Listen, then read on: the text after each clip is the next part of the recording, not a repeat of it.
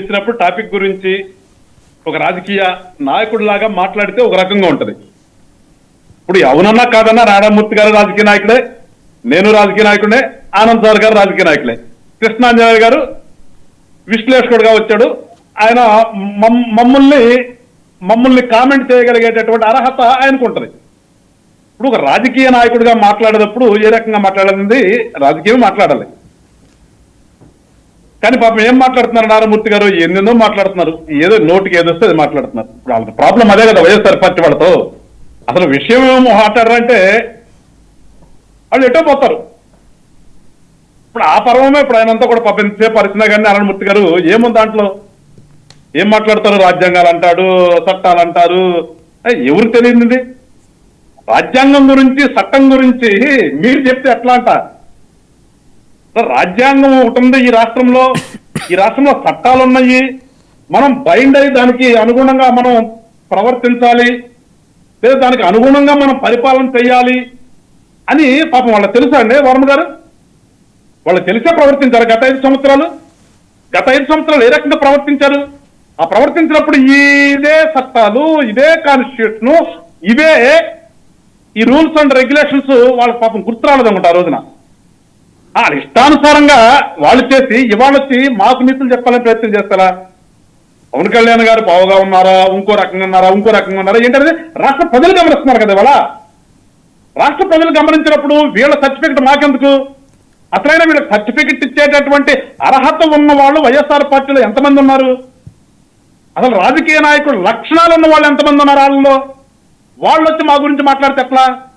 ఏదైనా ఒక పద్ధతి ఉంటుంది. రాజకీయ నాయకుడిగా మాట్లాడేటప్పుడు రాజకీయ నాయకుడిగానే మాట్లాడాలి, రాజకీయమే మాట్లాడాలి. ఎస్, రాష్ట్రంలో గత 5 సంవత్సరాలు మీరు విధ్వంసకర పరిపాలన చేశారు, ప్రజలు దాన్ని తిరస్కరించారు, మాకు మ్యాండేట్ ఇచ్చారు. మేము ఇవాళ వచ్చి కూర్చుని కూటమి ప్రభుత్వం పరిపాలన చేస్తుంది ఆంధ్ర రాష్ట్రంలో. ఈ పరిపాలనలో ప్రజలు మెచ్చే విధంగా ఉందా, మెచ్చని విధంగా ఉందా? దాని గురించి కదా ఒక ప్రతిపక్ష నాయకుడిగా మాట్లాడాల్సింది. అదే ప్రతిపక్ష నాయకుడు హోదా ఇవ్వండి అంటారు, కానీ ప్రతిపక్ష పాత్ర అంటే తెలుసా వాళ్ళకి? ఒకసారి పాపం ఆయన ఏం లేదు, నేను చెప్పేది ఏంటంటే వీళ్ళందరూ బాగా చదవచ్చినాళ్లే, ఇంగ్లీష్ మీడియం కూడా వచ్చినాళ్లే, హిందీ కూడా చదవగలుగుతారు. వీళ్ళందరూ ఒకసారి వాజ్పేయి గారి జీవిత చరిత్ర చదవమని సార్ వీళ్ళని. అసలు రాజకీయ నాయకుడు అంటే ఎట్లా ఉండాలి? అధికారంలో ఉన్నా లేకపోయినా కానీ అధికార పార్టీ వాళ్ళతో, ప్రతిపక్షంలో ఉన్నా అధికార పార్టీ వాళ్ళతో సభాష్ అనిపించుకోవాలి.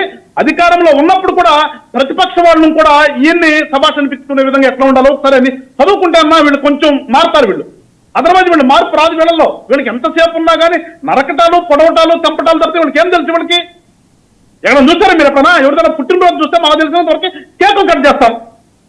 పుట్టినరోజులకి గొర్రెలను తీసుకొచ్చి, మేకలను తీసుకొచ్చి ఫ్లెక్సీల ముందు కత్తులతో నరకటం ఎప్పుడైనా చూసారా మీరు? అలాంటి భావజాలం ఉన్నటువంటి అది రాజకీయ పార్టీ అనుకుందామా? వాళ్ళని రాజకీయ నాయకులు అనుకుందామా? ఏమనుకోవాలి వర్మ గారు? నాకు అర్థం కాదు. వాళ్ళతో డిబేట్ పెడితే మాకు మేమెక్కడ గొంతులు పోగొట్టుకున్నాం వాళ్ళతో. ఎందుకంటే విషయం మాట్లాడలేరు వాళ్ళు, సబ్జెక్ట్ గురించి మాట్లాడలేరు వాళ్ళు, దేని గురించి మాట్లాడతారో వాళ్ళకి తెలియదు. బాలకృష్ణ గారి ఫోటోకి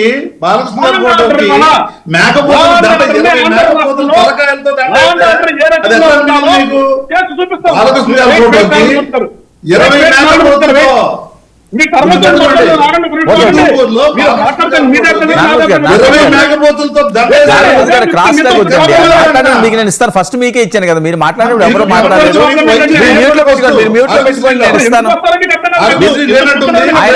వాళ్ళ పాయింట్లు వినండి, మీరు దానికి కాల్స్తే రిప్లై ఇవ్వండి. మీకు నేను సమయం ఇస్తాను, ఎక్కువ సమయం ఇస్తాను. మీరు మ్యూట్ లో పెట్టుకోండి.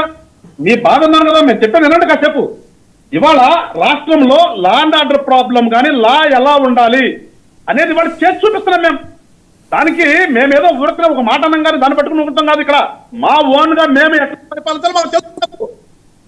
మేము ఎక్కడో ఎవరినెవరో చూసుకోవాల్సి లేదండి. వీళ్ళు ఇష్టానుసారంగా రోడ్ల మీద ప్రవర్తించడం వల్లే నాలుగు అడుగులు నడిపిస్తే వీళ్ళకి ఏంటంటే బాధ, వీళ్ళ కళ్ళు పుట్టిన వాళ్ళకి అది మానవ హక్కులా? ఒక ముద్దాయిని కోర్టుకు రిమాండ్ తీసుకెళ్తారు, నడిపించి తీసుకెళ్లారా ఏంటి? వాట్ ఇస్ రాంగ్ అని అంటే కిలోమీటర్లు నడిపిస్తారు మీరు? కిలోమీటర్లు నడిపిస్తారా మీరు? చట్టాలు తెలుసా మీకు? న్యాయ వ్యవస్థ మీద గౌరవం ఉందా మీకు? న్యాయ వ్యవస్థ మీద గౌరవం ఉందా మీకు? మీరు మాట్లాడితే అక్కడ మీ ఇష్టం వచ్చినట్టు చేసుకుంటూ పోతే రాజ్యాంగం అవుద్దా? వెంకటేశ్వర గారు కరెక్ట్ కాదు అది. మీకు మీరు చెప్పింది సరే ఇస్తానండి, వెయిట్ చేయండి. ఎక్కడ చెప్పారండి? ఏ ముద్దాయిల్ని ఏసీ బస్సులో తీసుకెళ్ళమని చెప్పేసి ఎక్కడ ఏసీ బస్సులో తీసుకెళ్ళమని మీకు ఎవరు చెప్పలా? మీ ఎంత దూరం నడిపించారని కార్లు లేవని చెప్తారా? ఇంత బాధ్యత రహితంగా మాడతారా మీరు? ఇంత బాధ్యత రహితంగా మాడతారా మీరు? అంట ఓకే ఓకే ఓకే. చెప్పే సమాధానం సిగ్గుపడాలి మీరు ఇట్లా మాట్లాడడానికి. సిగ్గుపడాలన్నా అందరూ చూశారు. సరే సరే నారాయణమూర్తి గారు ఇస్తాను నేను వాళ్ళని నడుచుకుంటూ తీసుకెళ్తూ మేము ప్రదర్శన చేస్తామని చెప్తారు. హోమ్ మినిస్టర్ ఏం చెప్తున్నారు? మేము రోడ్డు మీద ప్రదర్శన చేస్తామని చెప్తారా? నీ దగ్గర బాధ్యత హోమ్ మినిస్టర్ గారు మేము రోడ్డు మీద సరే నారాయణమూర్తి గారు ఇంకొకటి తప్పు చేసి ప్రదర్శన చేస్తున్నాం. మీకు చెప్పిందా రాజ్యాంగం? మీకు చెప్పిందా రాజ్యాంగం? రోడ్డు మీద ప్రదర్శన తీసుకెళ్ళమని చెప్పిందా? ఉండదు. సిగ్గుపడరా మీరు? ఉండదు. ఈ పని చేస్తున్నారు సిగ్గుపడరా మీరు? గంజాయి దాగులో డ్రగ్స్ లేదా రోడ్ల మీద కత్తులు తీసుకుని తిరుగుతానంటే అసలు ఊరుకోం. రోడ్డు మీద కత్తులు తీసుకుని లేదంటే ఇష్టం వచ్చినట్టుగా అరుచుకుంటూ ప్రజలను భయభ్రాంతులకు గురి చేయాలి. వాళ్ళని ఏ రకంగా న్యాయస్థానం ముందు తీసుకెళ్లాలో, ఏ రకంగా వాళ్ళని కంట్రోల్ చేయాలో మాకు తెలుసు. మేము లా బైండింగ్ గానే చేస్తున్నాం. ఏం చేసినా విత్ ఇన్ ద కాన్స్టిట్యూషన్ చేస్తాం. విత్ ఇన్ ద వీళ్ళు చెప్పేటువంటి యాక్ట్ ప్రకారమే చేస్తాం. ఎక్కడో కూడా వైలేషన్ ఉండదు. వైలేషన్ ఉన్నప్పుడు మాట్లాడమనండి.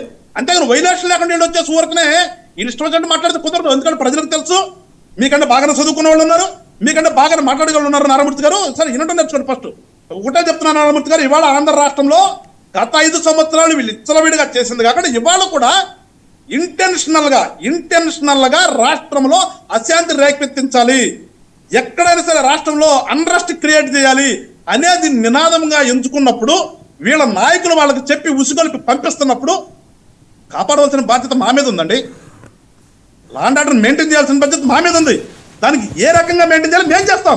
ప్రజలకు ఇబ్బందులు లేకుండా చేయవలసిన బాధ్యత ఉంది కాబట్టి ప్రజలకు ఇబ్బంది లేకుండా మేము చేస్తాం. అంతేగాని ఎవరో నలుగురిని తీసుకొచ్చి ఆకతాయి రౌడీని తీసుకొచ్చి వాళ్ళని నడిపించారంట. పాప వీళ్ళ కాళ్ళు నొప్పులు వచ్చినాయంట. వీళ్ళ కాళ్ళు నొప్పులు కట్టినట్టు వాళ్ళకి మాట్లాడతాను. సిగ్గు ఉండాలి ఎప్పుడైనా సరే. ప్రతిపక్షం అనేది ఎప్పుడు కూడా అధికారుల పక్షానికి సూచన చేయాలి. ప్రతిపక్షం అంటే అర్థం తెలియదు.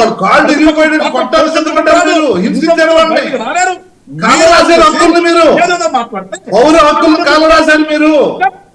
ప్రజల హక్కులు కాలు రాస్తా ఉన్నారు మీరు. తప్పుడు మాట మాట్లాడతారు మీరు. చట్టం మీకు చెప్పాలనుకుంటారా మీరు? సాక్షిమారు ఉంటారా అధికారం? అధికారం దొంగదారి వచ్చిన అధికారంలో కనపడుతుంది తప్ప కనపట్ల. కోటికి పైగా సంతకాలు పెట్టినప్పుడే మీ అధికారం ఏ విధంగా వచ్చిందో అర్థమైంది మీకు. ఇంత తక్కువ కాలంలో ఇంత వ్యతిరేకత వచ్చిందంటేనే అర్థం చేసుకోండి మీ అధికారం ఎలా వచ్చిందో. ఓకే